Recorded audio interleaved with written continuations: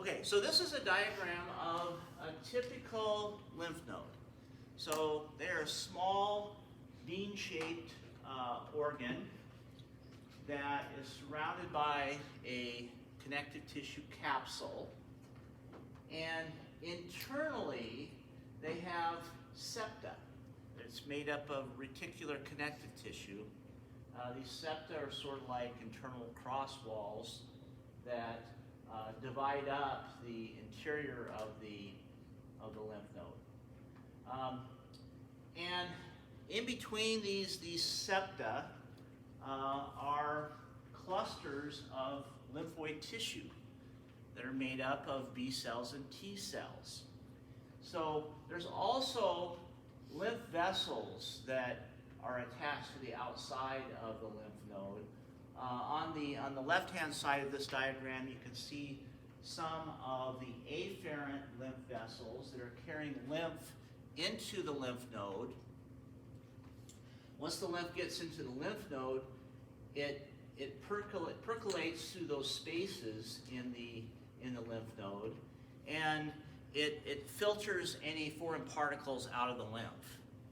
Now, when it does that, when it filters out any foreign particles, those foreign particles then can stimulate the T cells to activate a certain type of T cell that can activate a B cell that happens to be able to produce antibodies against that specific antigen. And that causes the B cells to start multiplying. When that happens, sometimes your lymph nodes become slightly enlarged temporarily. And then some of those B cells will mature into plasma cells and start producing antibodies, which provides a defense to that specific antigen. So this is part of what's called our specific defenses. Then, once the fluid is cleansed of the foreign particles, it then leaves the lymph node through an efferent lymphatic vessel. And then that continues to carry the lymph up towards either the thoracic duct or the right lymphatic duct, which then empty into the right or the left or the right subclavian vein, which is where the lymph empties into the circulatory system. So basically, the lymph nodes are like little filters that are able to mobilize a defense if there are any foreign cells or foreign particles that get carried by the lymph in the lymphatic system. So these are scattered all along the lymph vessels throughout the body. All right, now there are a number of terms that refer to problems that involve the lymph nodes. One of them is called lymphadenitis. Lymphadenitis refers to swollen, painful nodes that are responding to a foreign antigen. So, like I said, when a bacterial cell or a virus particle flows into a lymph node, that can activate T cells, which in turn activate B cells, and the B cells start multiplying along with a specific type of T cell, and that causes the lymph nodes to swell. And sometimes when they swell, that pushes on other tissues and it causes pain. So the term that describes that, those swollen, sometimes, not always, but sometimes painful lymph nodes is called lymphadenitis. And that is usually just a normal immune response. It's actually just a sign that our immune system is functioning properly. So it's a temporary condition. It's not really that serious. Now there's another term when medical doctors don't know what's causing the swollen or painful lymph nodes, they just refer to that as lymphadenopathy. Okay, pathy, the prefix pathy, or the root pathy, means disease. So lymphadenopathy literally means disease of the lymph nodes. And that's when a medical doctor really doesn't know what's going on. It could be just lymphadenitis, or it could be another problem. Okay, so that's a term that they would use before they're able to come up with specific diagnosis. Now, a more serious condition involving the lymph nodes is a lymphoma. A lymphoma is a cancer of the lymph node. And lymph nodes do typically grow larger, and they can form in any one of the lymph nodes throughout the body. One of the problems with lymphomas is that since they're connected to the lymphatic system, and the lymph circulates through that lymphatic system, cancer cells can become metastatic, which means they lose contact with other cells, and then they can migrate through the lymph vessels to other parts of the body. Those cancer cells that can then end up in some other organ like the lungs or the liver or the brain, and they could develop into a tumor. And so lymphomas can spread, and so they can be very serious. However, there's a lot of newer treatments now where they're actually modifying some of the patient's own immune cells to be able to recognize those cancer cells and attack those cancer cells and destroy them. And one of those treatments is called a CAR-T therapy, CAR-T. What they do is they collect blood from the patient that has some form of cancer, and they've done this. I know that they're currently doing this now with patients that have leukemia, and they then attach an antibody to the specific form of cancer that person has in their body, to the T cells.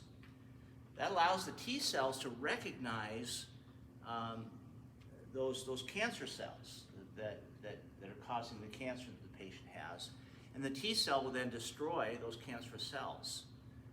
And the really nice thing about these new forms of immunotherapy is that they don't cause much in the way of side effects. They don't have much more of side effects than giving someone a vaccination. The only side effects might be the fever and chills you might get as a result of your immune system doing its job. But it doesn't have the same side effects as like regular chemotherapy. Chemotherapy, traditional chemotherapy is basically chemicals that are toxic to cancerous cells that cause the death of cancerous cells. Unfortunately, those substances that are toxic are also toxic to healthy cells, and so that makes the patient sick, and sometimes it causes things like their hair to fall out. But with immunotherapy, it's not really toxic substances. They're using the patient's own immune system, and so the side effects are a lot less. And they've had really good luck treating some forms of cancer. As a matter of fact, I've seen advertisements that Vera Queen of Peace Hospital is advertising that they're doing CAR-T therapy. And when it first came out, it was really expensive. It cost, millions of dollars to treat one patient. But now I believe it's been approved by the FDA, and so the cost probably has come down some for now. And they're testing it now to treat other forms of cancer as well, like breast cancer. All right. Then the next lymphoid organ are the tonsils. Tonsils are patches of lymphoid tissue that are located at the entrance to the pharynx. So, in other words, the entrance to your throat, right kind of between your oral cavity and your throat. And these patches of lymphoid tissue guard against ingested or inhaled pathogens. Each one of them is covered on the outside by epithelium, but they're not completely separated from the underlying tissue. And the tonsils have very deep invaginations called tonsillar crypts. They're lined with lymphatic nodules that can mobilize immune response if they detect a foreign antigen. But because these tonsillar crypts are so deep, sometimes small bits of food particles can get caught in there, along with bacteria and sometimes white blood cells or damaged white blood cells. And so sometimes the tonsils themselves can get infected. Even though their function is to try to fight infection, sometimes they do themselves get infected. And that's called tonsillitis. And at one time, when children got tonsillitis, it was almost an automatic thing. This was a case when I was growing up, which is a long time ago. They would go in and they just simply remove the tonsils, and then you didn't have to worry about the tonsils getting infected anymore. However, it's now recognized that the tonsils do play an important role in immunity. And so if you remove the tonsils, it may make a person more susceptible to respiratory infections and infections of the digestive system. So now, rather than doing tonsillectomies right away, they usually treat tonsillitis with antibiotics. We have better antibiotics now that are effective in treating tonsillitis. They do sometimes though, they do still do some tonsillectomies, especially if a child gets recurrent infections in the tonsils and causes a lot of pain, and sometimes the tonsils get so swollen that they cover up the eustachian tube, which connects the middle ear with the throat, and it prevents fluid in the middle ear from draining. And so sometimes that causes children to get middle ear infections repeatedly.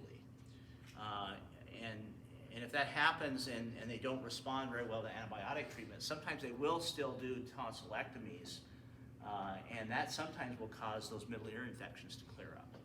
Sometimes that's really the only way to get it. You can put tubes in the ear, but if the problem is that the tonsils are blocking the eustachian tube, then putting in tubes in their ears is only going to be a temporary fix.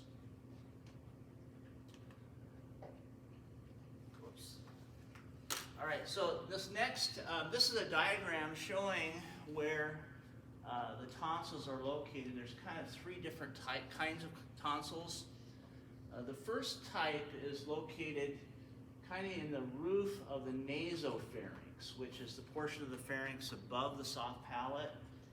And those are called pharyngeal tonsils, and they're also commonly called adenoids. And when they do tonsillectomies, they typically remove the adenoids as well.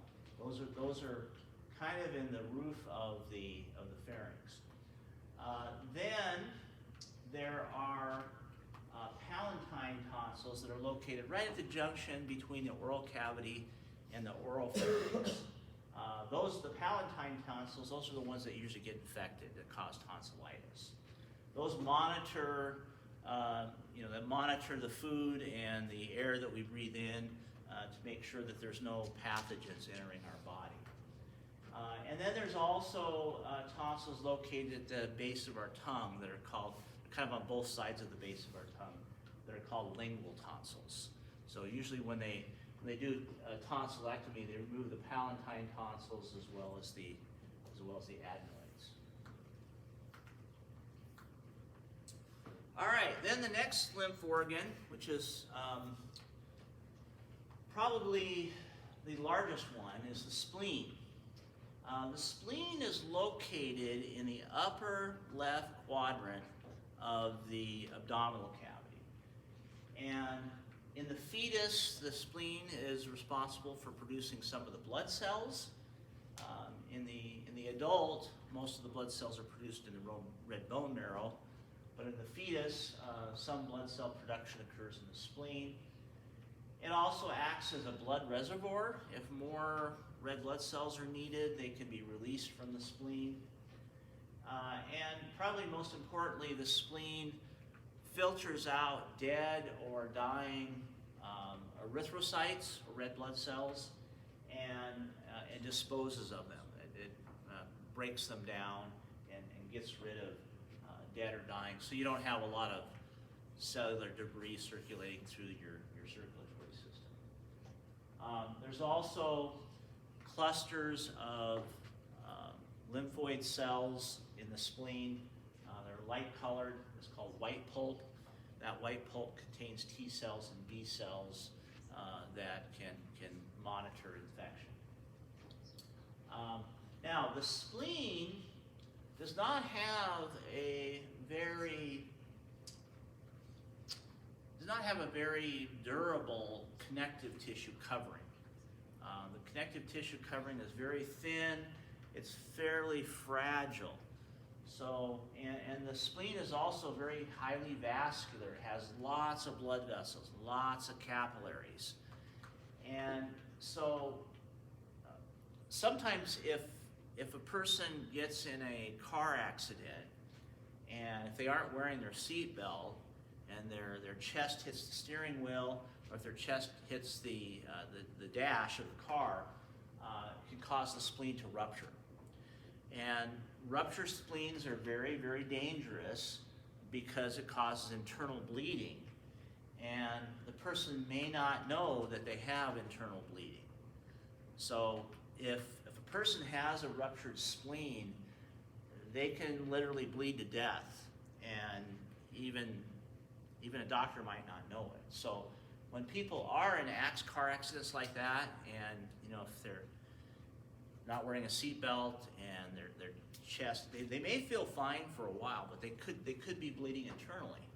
So sometimes doctors will put the patient in the hospital just for observation, just to keep an eye on their blood pressure to make sure their blood pressure doesn't start falling really low.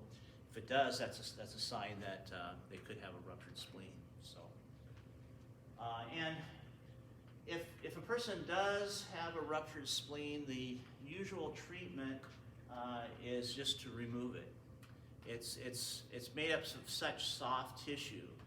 It's very, very difficult to repair, and so usually they just do a splenectomy where they remove the spleen.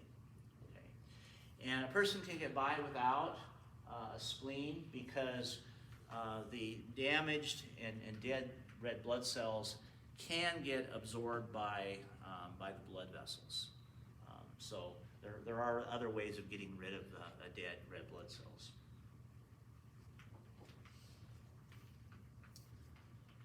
On here on the upper left diagram, you can see the spleen just in the upper left-hand portion of the abdominal cavity. It's right below the diaphragm, and it sits just posterior to a portion of the stomach. So on that diagram, let's see, where is the stomach? Looks like the stomach is kind of reflected back a little bit. Usually the stomach covers up part of the spleen, and then just to the lower right of the spleen would be where the pancreas would be located. And then over here on the right is an artist diagram of the spleen. And on the lower left, you can see what the tissue looks like.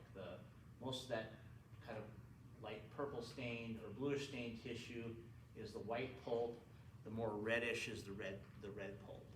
The white pulp contains cells of the immune system. The red pulp is where red blood cells are stored, and that's where red blood cells are stored.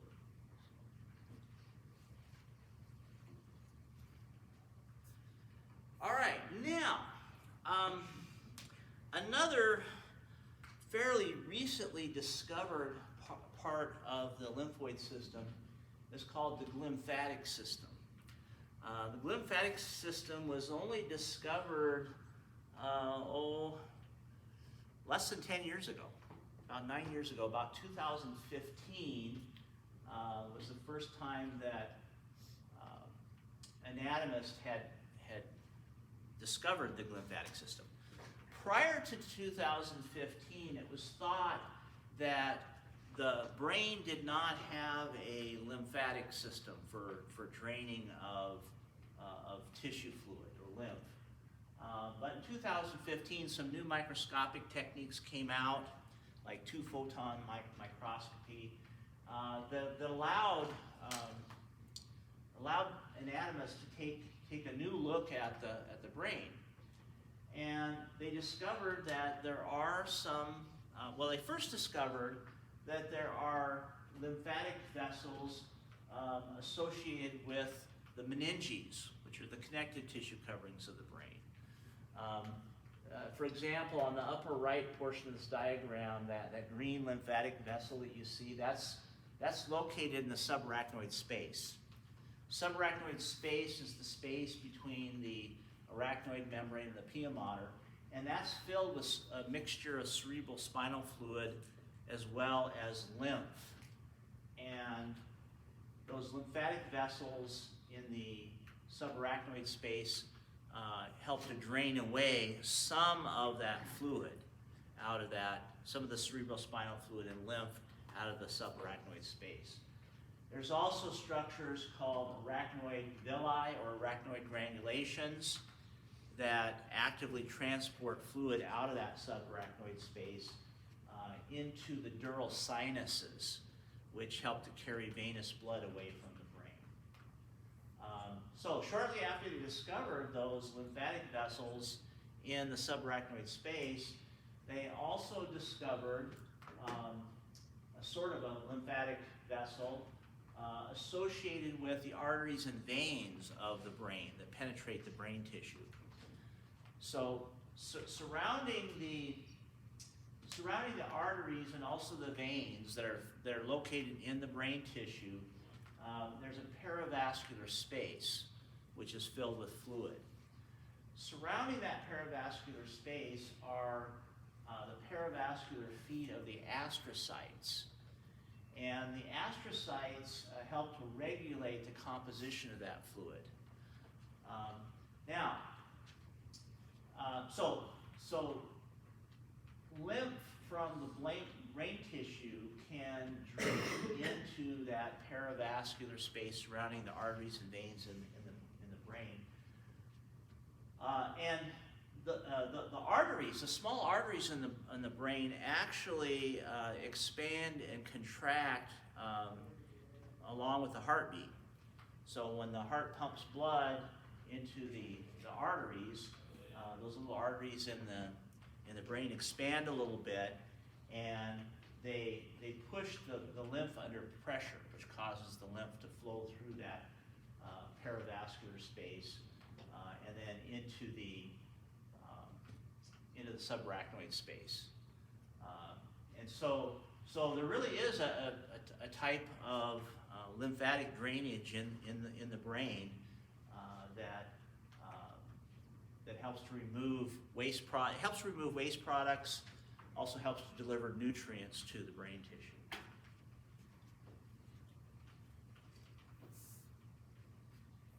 And actually, there's one hypothesis that's mentioned by the author of our textbook that a failure of this glymphatic system to properly carry away waste products, including proteins that are deposited in the brain tissue, actually may be one of the reasons why some people get Alzheimer's disease. It may have something to do with the failure of that glymphatic system to function properly.